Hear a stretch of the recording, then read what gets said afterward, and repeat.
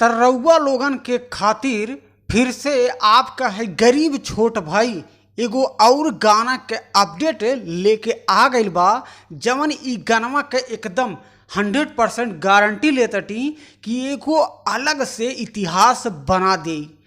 त रउआ लोगन के बता दें कि 1 से 2 साल पहले भोजपुरी के पावर स्टार पवन सिंह और शिल्पी राज के आवाज़ में लगन स्पेशल सॉन्ग आयल रहे, जौने सॉन्ग के टाइटल रहे पियर फराक वाली, जवन की लगन के सॉन्ग रहे और जौन की 1 या 2 साल पहले ई गानवा के लॉन्च कैल गई रहे। अब वही गानवा के लेके आ रहा बाटे। कैसे बा पोस्टरवा के टाइटल रउआ लोगन पहले हमरे स्क्रीनिया पे पोस्टरवा देख ली जा। जौने गानवा के टाइटल बा पियर फराक वाली 2। अब आप लोग सोच लिहल जा कि ई गानवा के अलग रिकॉर्ड बनी कि ना।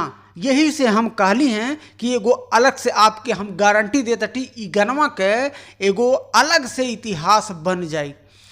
तो बाबू हो तैयार हो जाओ, काहे से भोजपुरी के पावर स्टार पवन सिंह और शिल्पी राज के आवाज़ में पियर फराक वाली 2 नया धमाका सॉन्ग लेके आ रहा बाटे पावर स्टार पवन सिंह।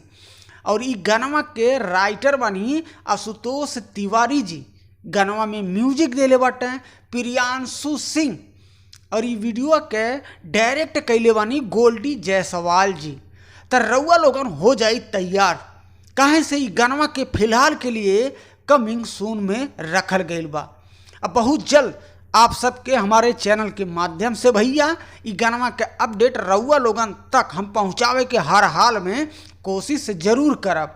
और जब भी ई गानवा के लॉन्च कैल जाई MMB रिकॉर्ड यूट्यूब चैनल बा, वही से ई गाना के लॉन्च कैल जाई। अभी तक अपडेट ना आइल बा, लेकिन जब भी ई गानवा के अपडेट आ जाई तो हमारे चैनलवा के माध्यम से या तो हम वीडियो बना के रउआ लोगन के बता देवें या हमारे चैनलवा पे हम पोस्ट कर देवें कि गानवा पियर फराक वाली 2 कब लॉन्च होखे वाला बा।